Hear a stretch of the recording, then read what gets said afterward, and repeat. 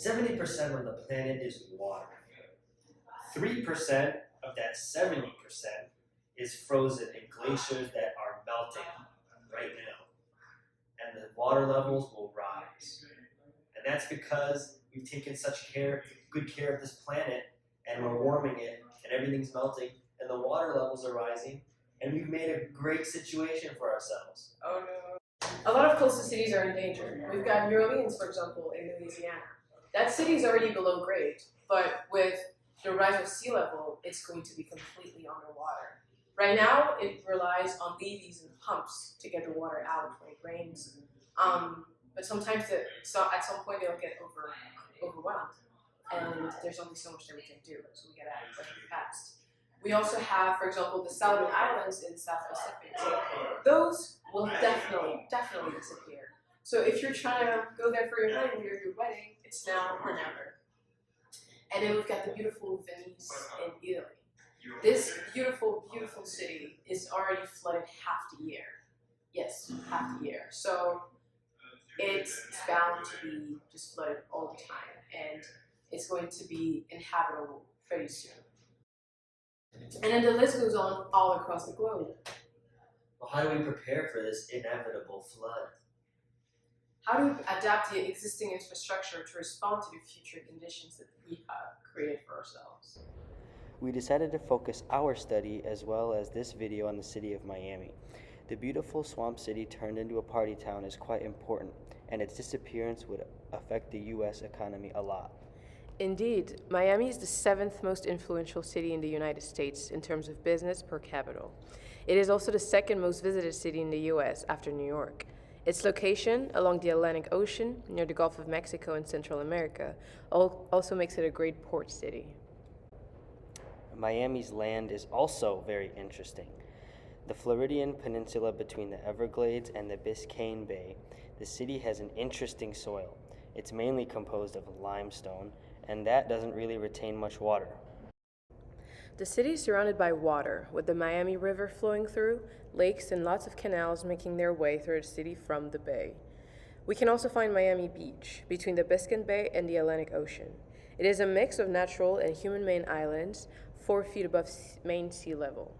The water is actually pretty warm too.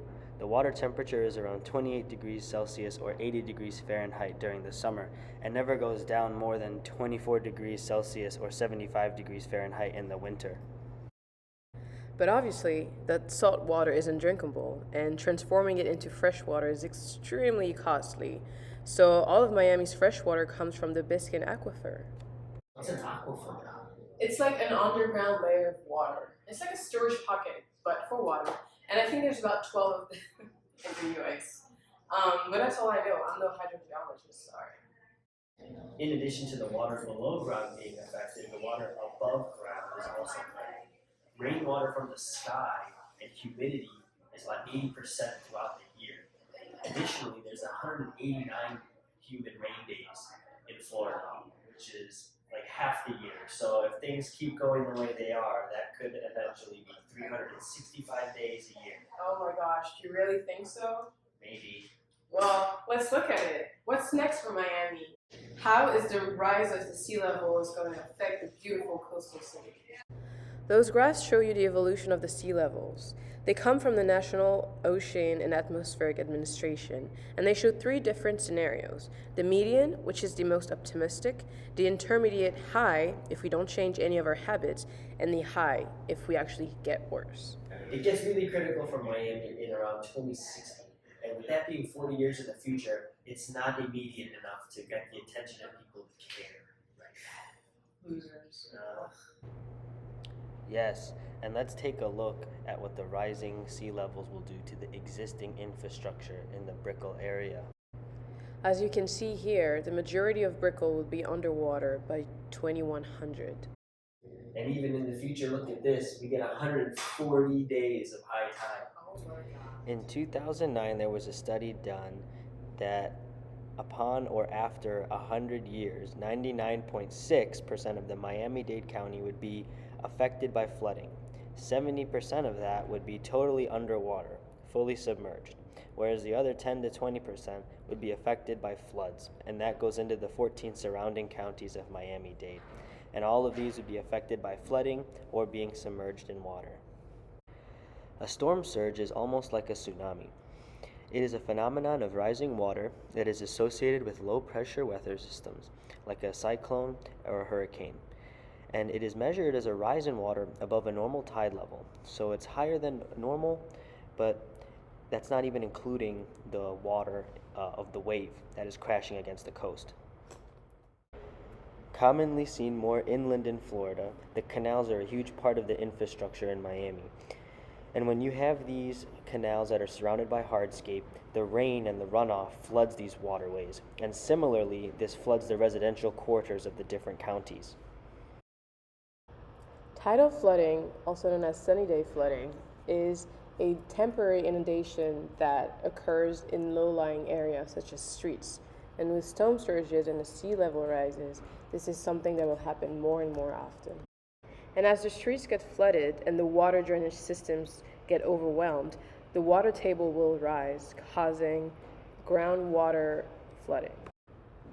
Stormwater flooding conditions can be a huge issue because it pokes the holes in the already existing infrastructure for drainage. These areas become flooded because of the heavy rain and the storms, and the water coming from larger bodies that are flooding cannot be sustained within the existing infrastructure and overwhelms it, and the water cannot get pushed anywhere else. Waves can also get very violent as well.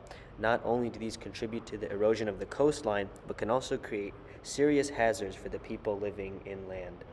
And as the sea level rises, the salt water will infiltrate the fresh water of the Biscayne aquifer. And with the strong waves, the coastline will erode, putting the infrastructure at risk. All in all, the rise of the sea level will be pretty bad for Miami, and most importantly, the rich Brickell area. Miami's region response is a display of action to the changing climate, which gives recommendations for local governments focusing on transportation and natural resource management, such as water.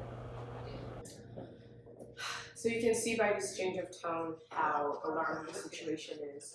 We as architects are in the forefront of this change, and we really need to act quickly.